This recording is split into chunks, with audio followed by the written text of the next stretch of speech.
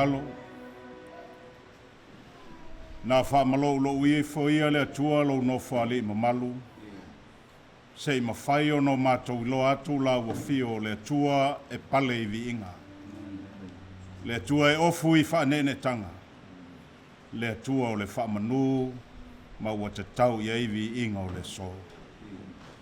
Au mātou no manu i la wafio li tai o nei le atua a lofa maia. Iu li walo maia o fufonga. Sanga i mai le langi le atua. Tō mai lo no whaali se matu pala au tangata e te alolofa i a te oe. Lungo le nei tapo inga lo manuia le atua nei se i o i le lona whai unga. Tā tau ma oe ono lo suafa Jesu mātou wole mwala au atua nei. Amen.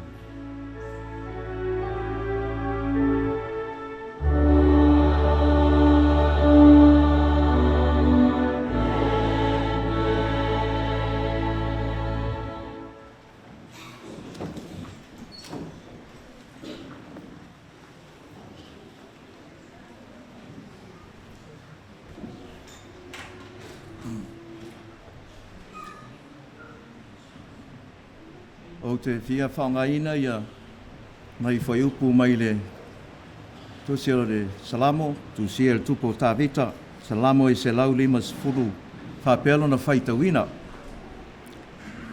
Ia o tau vi atu i le atua i lona malu. Ia o tau vi atu i a te ia ona o ana mea mamana. Vi atu ia, i a te ia e tusa ma lona sili ese. Ia o tau vivi i atu, ia Iova. O se fianga i le nei tai au fou, ma le matango fie o le sapati o le atua. E ave ailo leo ma fonga o le sunga i le whawhengainga ua ave ma tofi o le nei foi sapati. Ai maise o le sunga i le toe ina ua mātau tolo ina le ngā ruenga i le nei tai au. Mātau te whapea atua i le malo la inga o le atua lau tāpuai, tā lofa lava. Mātou te talia ina mai ma le fia lo u tau mamalu tele. Mamalu masafa le atu nuu o le ale o isi wha matalanga. A wape ao ina poto le nuu o le atua matangata o le atua. E tasi lana e ave ina mamalu ua na o le atua soifua. Tau lava ina mātou whapea atu. E talia ina mai ma le fia lo susu mai. Ilo tala mai o ao tātou te tāpua i mo sia le nei tau langa e ala i le sauninga o le launga. Malu o ta mama tina mātutua, le au talavou i lima tamai ta i alo ma whanau, a fio maia matala au mai, tātou tāpuai whātasi i le atua. Whātālofa matalia ma le fia sunga le whawhengainga, o le kārisia mā losi i sātala, tā lofa lava. Whāpea foi ona whātālofa atu i le sunga le whawhengainga, o a vea matofi o le nei tai au, maise o le whaletua. Tau lava ina vele nei sāninga o se tau langa, e manongi le whaafonga anga le atua malana sirisila. Whaanga inai oe mau, o ni mea whai ngā ruenga, e a watu aile vi inga i a te ia. E le whangalo ina fo i le nei tai au, le whaafonga mai mua mai, o le mamalu o lo tātou atunu i tuli manu e fia, whea lava o le tuli manu le lalolangi o mau o mai ei, i le nei whaasala launga, ma le nei tāpua inga, o mai a tātou tāpua i whaatasi i le atua, e ala i le nei sauninga o le launga. Te wala ulia ia le mamalu o le au whaipese le kālesia i sātala o le alatou langi ina le vi inga mua o le tātou tāpua inga i le nei tai au.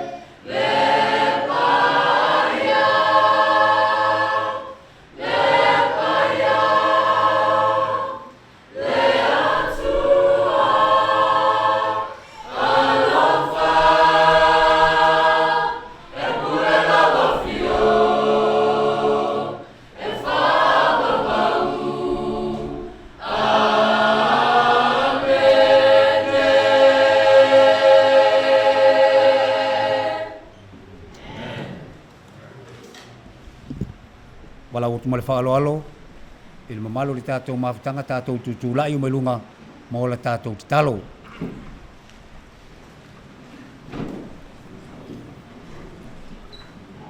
Lo mātou ta mai o le langi, e moni ma whamaoni upo le neivi inga, e pa ia lava la ua fio. Ai ole tamai ma moe fo'i a la ua fio, na whapea o na maliu ma whaalava o lunga le sātauru. E malu ai anga sala umalava le lalo langi. Le atua ua mātou whaafitai le nei mafutanga, o au e kāle sia e lua, pawaiai masatala ele ngata i lea. O le mamalu o eu whapea o na poto mai mātou te avatu whaatasi le vi inga, ma le whaafitai i lau fio. Le atua o oe o le atua mātango fie i le nei sapati. Sulaina lo wanga le lei, lo whaatasi mai ate i mātou e ala i lau taita inga, ma lau puipuinga. Ilo lātou soifua ma le mātou ola. Le nei wa mātou au lia mai ai le nei sapati. Vi ia oe lo mātou tua e tuatasi. Mātou te whaanono manu atu i le nei tai au lo sapati. Whamanuia i leo le awala mai ai le whaau le nei sapati whaamole bole. Nga ngana o le itu aso e manino ai la mātou whaalongo. Au le whaau le nei sapati. Whaamanuia i nai mātou u malava. Whaamangalo i mātou. Ona o lo lava suafa Yesu. Amen e ma amen.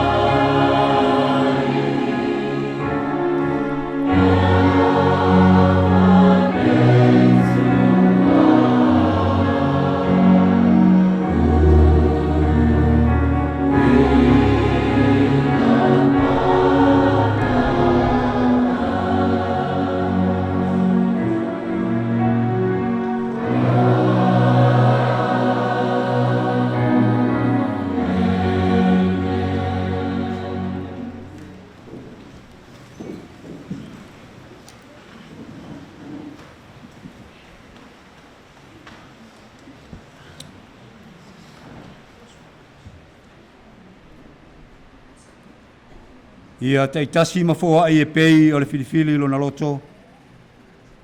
Aua ma le tinga.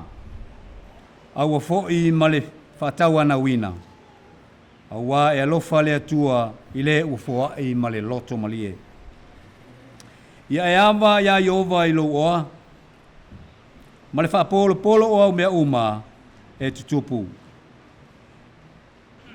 Ia o tō mua isa ili le malo le atua malanami o tonu. Ona whaau pōpō i nātu leo mea malawa. Ia te au tau, pala watu mo le whaaloalo, tātou ti akono, mo le wha mapopo ina mea tātou se fuluai, ma taulanga.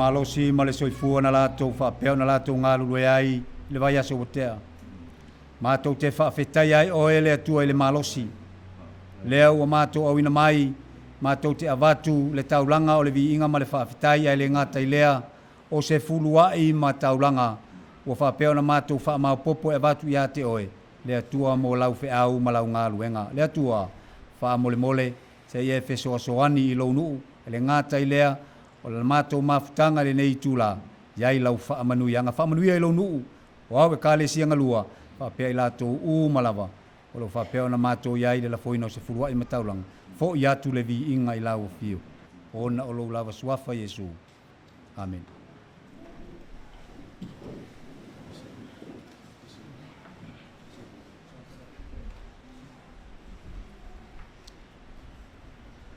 O le viinga e lua o le tātou tapuaʻiga ua saunia e tātou o faipese ma le tātou aiga i satala.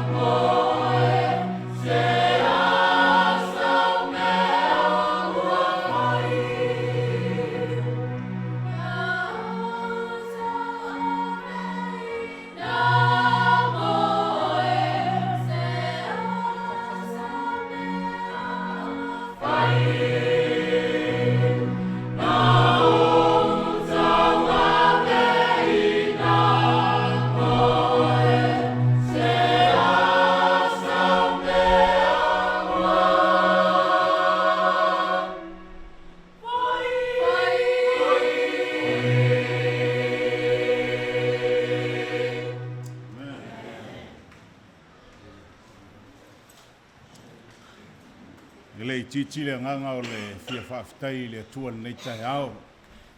Le ngata umwhai o nā au mai alo tau soifua i le langi mamā ma le soifua maua. Au le avanoa ua u whaalongo ai le matango fia o vi inga o le atua a o whetalia iai. Te ngata whaatalitali o le atua le nei tai ao, a mene le gale sia. Whaafitai atuai le whalelua mo vi inga matango fia, e leo i tātou. Tu maulama lo tātou whaatau waa. Ai maua lunga le vi inga o le atua le tai ao nei i sau pese. I sau te talo. O sau tau tala. Ia maua lunga le vi inga o le atua e tu maulo tātou whaatau waa. Toi whaatalo whatuai li pa i lasi o le inga o le atua le nei tai ao. O tau sā mawhai ngā tu lou o le ale o iei se whaamitalanga. Ta oto ia tu langa ia.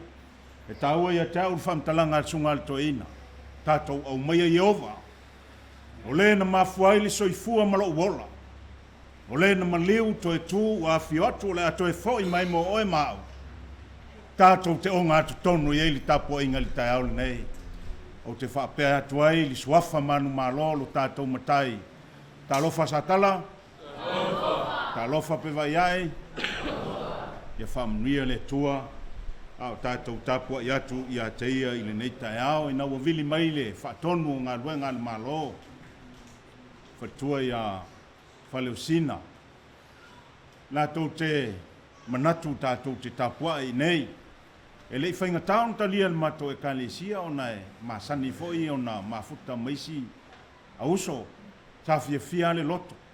E no mato manatu. A uma o no tātou talisua lea. Panga lea matou te le whai loto. Matou te usisa e lawa whaleusina. Lau sunga le whengainga. Ma le sunga le teitai. Ma le paia o le kālesia. A swifianga ia i matou. O maua le avanoa. Tātou te mafuta i nei sapati. Toi whatalofa atu le wauna le tua. Talofa lau sunga utu. Meso sunga le toina teitai. Ma le mamalu o le kālesia. Le whangaloina le sunga le whaatonu le TV.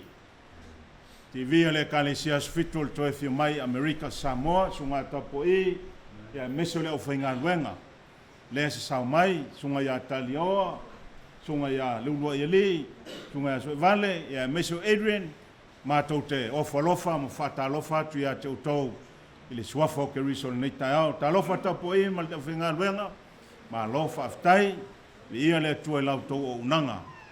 Lau whaia le tātou te talo, o nau tātou whaafonga lea, i le atua ai whetalai e a maa o mai mo tātou e le nei tai ao. Le atua, wo o le teime si ti ai lau o whio, a lofa mai a tau ina ia e whaonga ina lo utangata.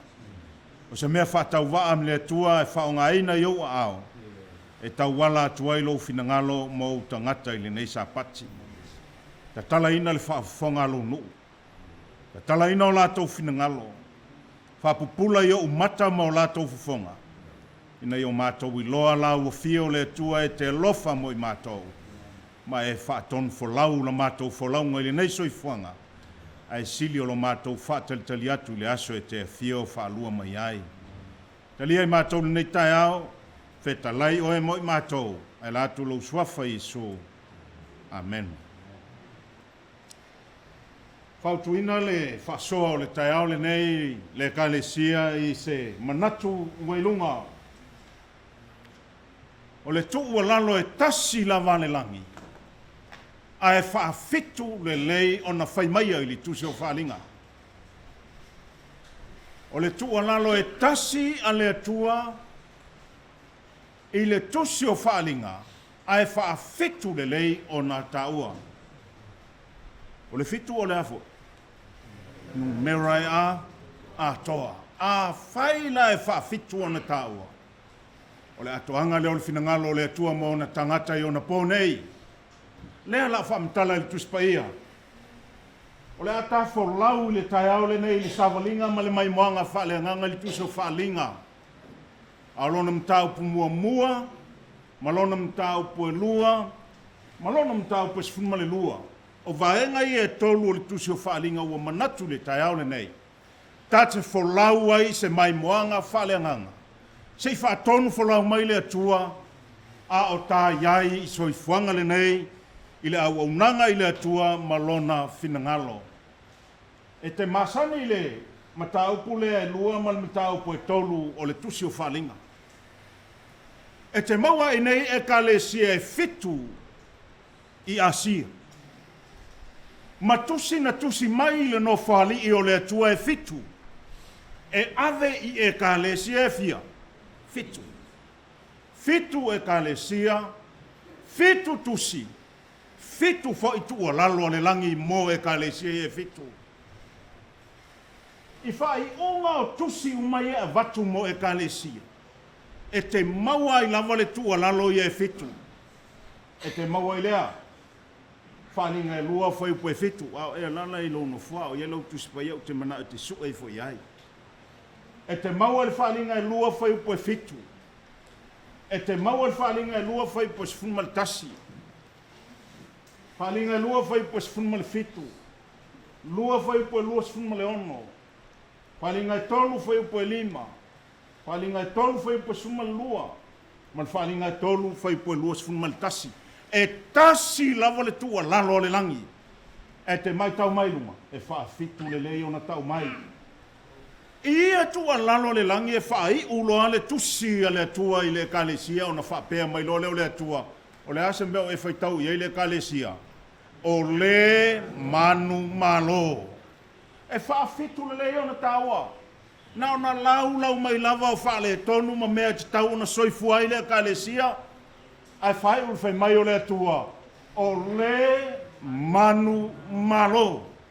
A whai e whaafitu o na tusi li tusi o whalinga.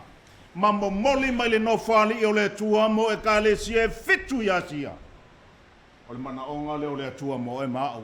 Ia e manu malo. Amen le ka le sia. Ia e manu malo. I whai tau iei. O le manu malo. O le manu malo. O le manu malo. O le manu malo. Te alu ai ato le lei ale fitu. Ai tasi ale tua lalo le tua. Na uma na lisi mai. Ai whai urufe mai o le tua. O le manu malo. Ai whai e wha fitu na tau mai. O lono wingo le mana onga fo le tua mo. O e mau. Ka ngata whatali tali ona po nei. E le te tau ona toi lalo. Amene. E te tau ona manu malo. Ia se o tafo lau. Le tua. Ai sana mana oi i le ekalesia i Efeso i a manu malo. E iai se mea na tupu i le ekalesia i Efeso. I ai. Fai tau whatasi. Tasi lua.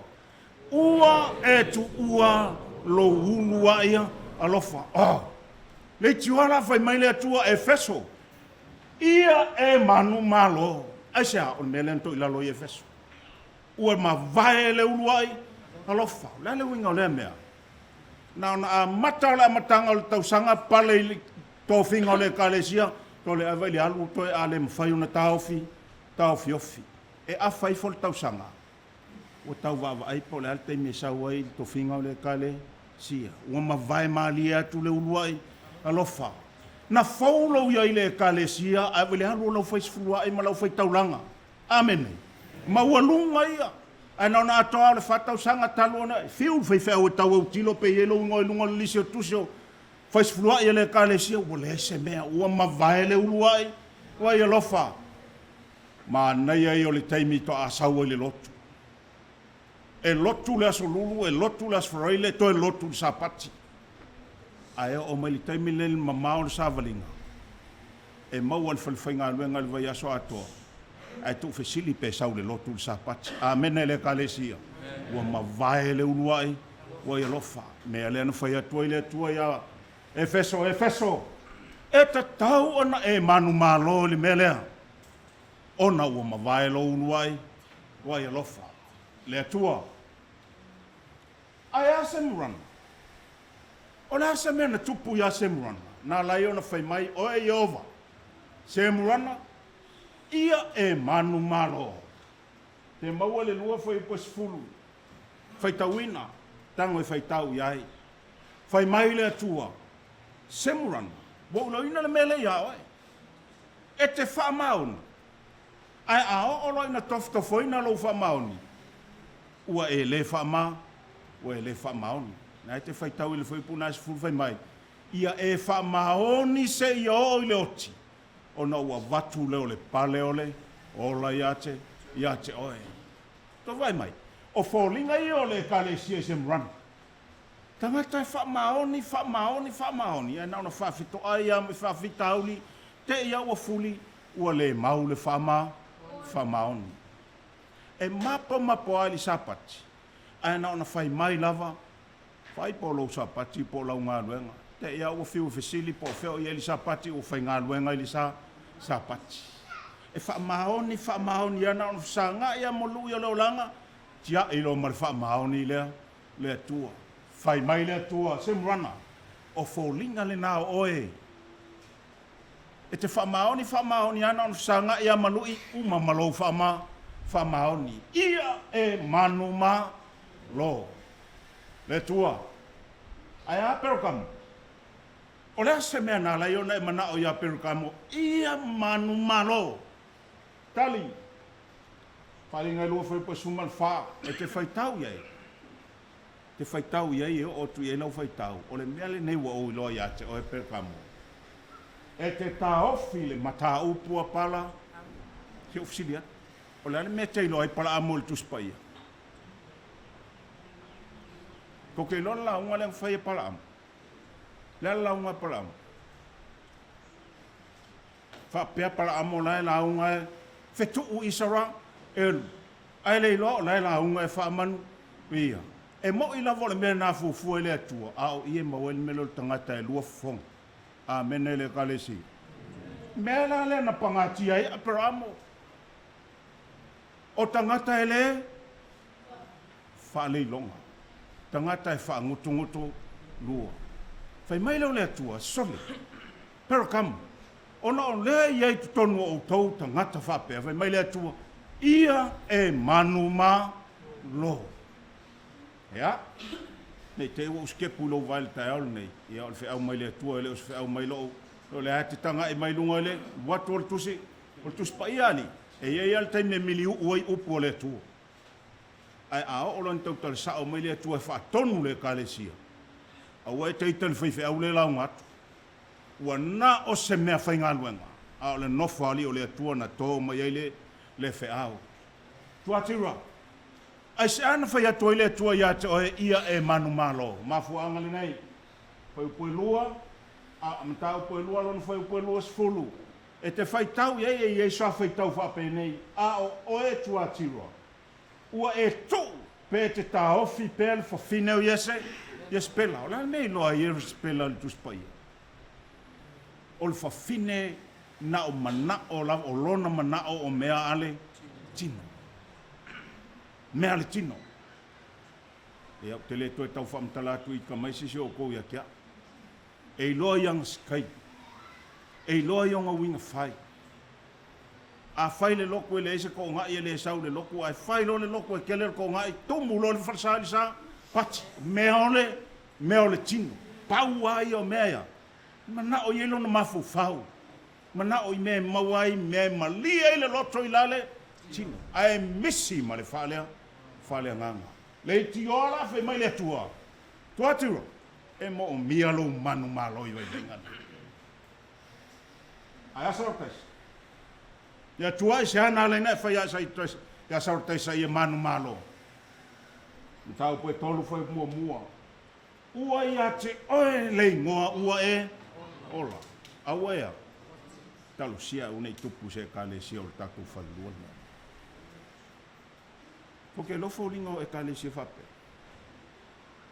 tu lo au ko fe kai mela e a fo lo se fa mo e kumu e kangaka o kalofi mai o le kale sia ai a faile lo ku poso lu e kaule in kanga ko lo poso amen le kale sia folinga ngale kale sia sa tai e folinga mai e olo au me fa ye lo ai le olo o ka malo sia ku me le kale sia o fe kai mai o me ngale o me tu spaia mai le tua sa talam pe vai ya ile tai ole nei a fai o ye me e mo mia ia e manu malo ai amen ni manu malo ai ala filata foi O le asa mea na le whetu le tua ia manu malo. Kolu foi po iwa. Sa iai mea ta o tangata o sunako sa tangi. Sa ufisili. Sa ufa pela o kango foi makua ko su ele lengi pula le winga o le mea.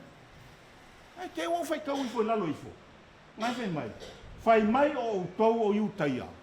Ai le ai. La le winga o le mea. Na ona iai se me fai. Ai le o iai le loto. E fa loto lua. O mau i e kale sia le mea ngat kaimine. O e fa loko lua. E kalusia le o mau i kakfalua. Fai mai lo le tua le tau le nei. Filata fai. E ta tau ona ea.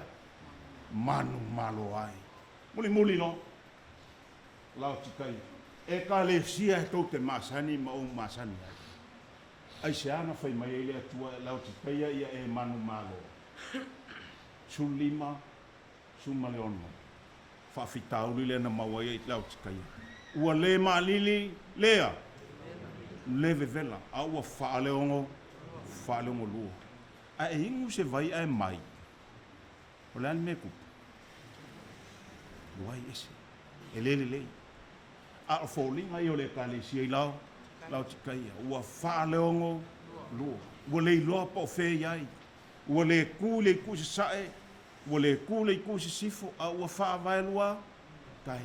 Mea ngā lenga i lau tikai. Whai mai lo le tua. Lau tikai. E te tau ona e manu malo. E mafuanga nan fe meile tua e feso. Ia e manu malo.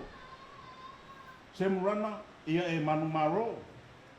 Perokamo. Ia e manu malo. Tuatira. Ia e manu malo. Sarataisa. Ia e manu malo. Philadelphia. Ia e manu malo. Lautikaia. Ia e manu malo. Au le tua le tau nei. Pe vai ai ia e manu malo. Amene. Sa tala ia e manu malo. Manaonga nao langi mo e. Ai fe sili fala i te aole nei. Ai. Se o le mea ngaka ia Pergamo. O le whiaunganga ave mo Semurana. O le whiaunganga ave mo Efeso. Philadelphia Sarataisa. He leo o maia mo sa tala. Leo o maia mo pe vai ai. Whaafonga. Whaaftai le tua. Tau teilo tau le tua. E le manatu le tua na ona tusi o mea o le taimi utua na i tati ti ai. E o le taimi nei wa tau tala mai le tua mo e. Whaalinga sumal lua whai pa sumal fitu. Tato whai tau wha tasi ai. Tasi lua.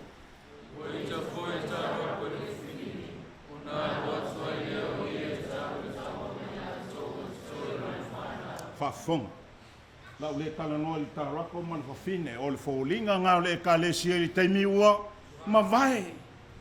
Tau tala le taimi nei whai mai le tua o nā luatu ai le o ie tau le taua ma i lātou e o totoe o lana wha nau. Whape i wholinga o tangata e totoe o le whanau. Whawhewhea o na eiloa, tali o e tausi le polo e inga.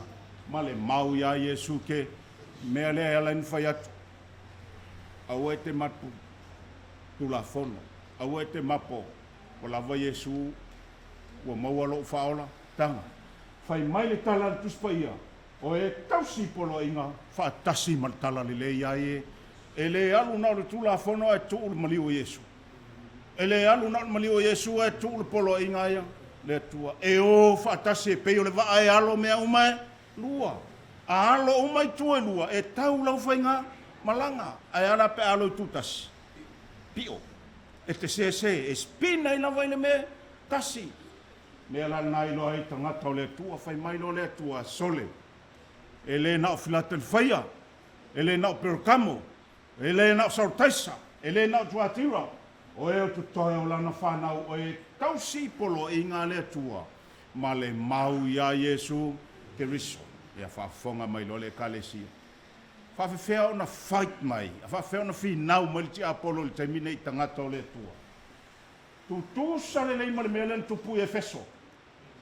Tau te ilor mea le whinau mele te apolo le teminei. Ia e tu ualo uruai alofa. Ke vave mai a li sapaki, a o li sapaki o e whai yanga. Le lei alau whai sfuluai, a o li skeimi o le se sfulu. Wai. Whai a mea le kalesia, ngā kaukuka ia lava whai mai o le ngei ainga o le koe fia whai mea. Ua mawai le uruai alofa. Whai mai le tua sole. e te tau ona e manu malo ai. Whapena le kalesia se muana. To i lalongo fia i whawhita uli. Mea le tau mai le ti Apollo. Whapena ona tau i a perkama, whapena ona tau mai le kalesia mo oil teiminei. Ia maua i tau o le mea lea. A ona maua i le kalesia le leise kalesia. E ai nei le whale o lisi tangata oka, o le mkwale leia. A ngonga ai le whale o i whailo kalau i. E le mo mia i le kalesia, ko i ngā mea na. A mena le kalesia. E le leia i le lotu o le atua. Au ye se jo ngofo mai o fai mea ngai. Fa sa o ngai. Au ki fai o mi mea ngai malu lu mea ngai ke ngofo ai. Ai. Tua tira ngata i mea o le tino lonu nao. Ia le leila o kawan. Ia le leila o fale. Ia kele au kupe. Ia iais o fangua. Pau alea. Ai le ai masa fa moi le langi ma le ola e fa vau. E a fuanga e loa. E loa i lau suruai. E loa i lau ko anga i le loko. E loa i lau lofa i lau e kale. Kalesia. A o ngā maua melea, o ngā manguia leo le kalesia, saurutaisa, ma ngai ai o ka ko fai pesi. A ngā ufai si lewa ngā ufai wheau, o mai ka uinga li vai ngā leo le kalesia. Ka ilo po sa o kaiminga leo la ufa, o mea mai le nganga li kai ngai. E o alo ngā fai me whaalo koi whale le kalesia, so le whio kau a ngau, amene. Ai o alo ngā fai mai ka ko mea leo whia, a wa aile mau popo. Ai va ai mau popo male leo me fai ele mo mia le langil me na le kalesia o le me mo mia a me si e mau popo a fai me kongo le kalesia mau popo a mena le kalesia me na le mga oile tua a fai ko kongo i mau popo male lei a ma si foi fafo ele lei a va fenka ko e fai le ka le lei fafo ala vai me nga ka le kongo loko le sa o le kalesia le lei ko kongo le lei fafo vi ia lea le tua Philadelphia soi fua fa'afolinga ia le koe kaukauaka mea ngā le tau mai le ti Apollo le teminei lau tikaia le vevela le ma lili ua manao le tua ia manu malo ai tangata o le kale sia fai ulol talauna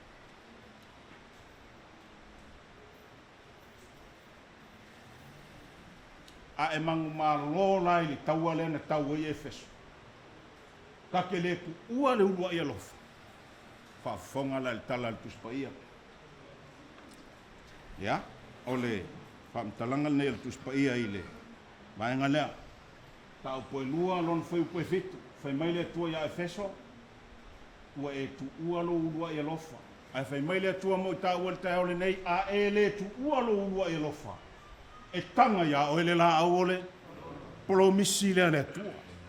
A e manu malo le fale lua. A ele tu ua lua ia lofa. E tanga ia o ele la au ole ola. A e manu malo ele taua lea ele to ilalo ngofie. E lea whaina o ele o ti wha lua. A e oti le te oti mua. A e koe ku le ulua i koe ku e moki ngoe ke le koe oki le oki wha lua. A e le manu malo i le mea leo ko i lalo ngofie. Fiu ngofie. Ma il tala tuspa ia. E le a whaina o e leo ti whalua e le manu malo ai. O longo winga e a whainga o e mau leo ti whalua. Pero kamo, a e manu malo i le mea lea. Whai mai lea tua o te avatu ia te o e le maa sinisina. O le nama a ua tusi e lo ingoa. Ua tusi e fo i malo lo ingoa. Te meo te alua i fiti i Fornol Mission. Ale TPU. O lo mi mita ia mai le tek. Ka ko ia masangil mea mai le tek. Kusi e luma e lo ingoa. Kusi e male aka Amerika Samoa ko ke lo mea le ngomika. E le o se Amerika Samoa ale o ke ia o mika ko male fu o Amerika Samoa ea. Ai sili aku la le mea. E mai le tu o le tek ngai ke mo inga li tui. A o fiu ko su e tek kan makofale. Ngale mai ale umi masa sa kia ia lo fangau. Mele tua. A o ngau peni na lo ingoa. A o na e manu malo le mele o te peni lo ingoa i lungo le masinsina. Ele se mfai on kinga ina. Manu malo i vai ngai o le olanga. Ona manuia le ta ua folo mai tuspa ia. Tuatira. A manu malo ile kale sia ile mana o tino e mai o te vatu ia te o le malu mafaia. Ina a manu malo ile kale sia vai ngai fe mal tala tu spaia o te fa ofu ina oila e sina sin kai o ngenga su e mese o fu se kasi o lo fanga o va ku ke le ku lo kingo ye paula le ofu le ko le ofu le ma ba nei ai fi ofu al ofu ele ofu ai asia ele ma ba nei fe mai le tu a e manu malo o te fa ofu oi la e sin a e manu malo le soifua fa folinga fe mai le tu e ma poutu le malu o le tu ele o ilalo ngel malu na le kalesia o lo ile langi ai a manu malo me ye fe mai le tu o oe ma ua poutu o le malu le tua ile mea muri e ese le tau ia tau a e manu malo ile ma ile fa le tonu le a o ta manu malo i vai ngai fe mai le tua o te vatu ia te oe ta te no nofo fa tasi ma o lo nofo a li amen le kalesi ta u o le meo le manu malo aso u mai tau mai te apolo le kalesi tau mai lo ainga tau mai lau ngā luenga. Mai lea tua le tau le nei lau oe, a whai o alu kau whaalu fisas. Alu kau whaaloko lua. Ia e manu malo. A e manu malo, mana e mai lea tua. O te avatu ia te oe. Tā te no nofo whaatasi mā o ilo nofo a li. E ke le ngofo ngā oe. E te nofo a iai ma lea tua i o au tafa. Oe si le fia iai le kalesi. He siro lima pa le fia ia le nano fuanga sili o ta pena mo e ma o le tu. Na o ila tau e manu malo. Na o ila tau e leto ila longo fie. E iai le no afuali ile na. O ta pena ile tua mo oe ma o male kalesi. Siro lima pa fa ite fia ia. Ia manu malo nei la ia le kalesi. Ai. Ono sa ile to ila lo so i faina tau le olanga. So i fua manu malo, sau Yesu, mauti noe te iai, o te iai, i le langi ma le ola e whaavavau. Manuia le kalesi i sakala. Lau sunga le whengainga malpa i o le kalesi. Manuia le kalesi i. Kawa iai, sunga le to eina te tai ma le kalesi. Manuia le tatou au whenganuenga le asem i whatonu, ma le mamalu le au whenganuenga. Manuia i la tau wasi e si mai. Ia iai le alofa ma le file mua le tua le nei sapati. Nei se i o le whaavavau lava. Amen. Ia ile taltununga o leo whamaleina lau whawhonganga ile nei fo i tu lau sapati i launga. Mātango fia le ngā teilea whamanuianga mai le rangi. Sa whapea o na whangaina la nau ona whawtaitele le sungali. Whawhiangainga ia pasta tui mo le nei fo i whiau tau. E toi alanga malalanga ai tātou o langa whalenganga. Ile atua malona finangalo. Ai ala tātou tautuanga i le atua malana ngā luenga. Wa saul mai ale tātou o pese mai pawaiai ia mo le whamtaina o le tātou la sauninga o le launga le nei tula ma le whalo la whaftai.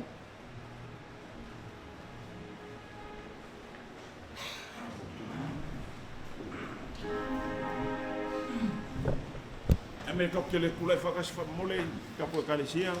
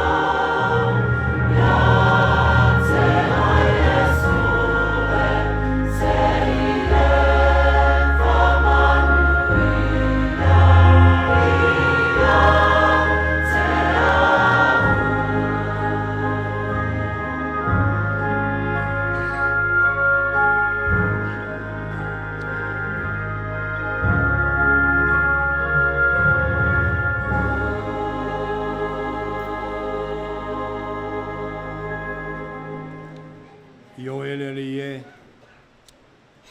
Mātou whanau na watu I la o fio e peo le whiau le nei sapati.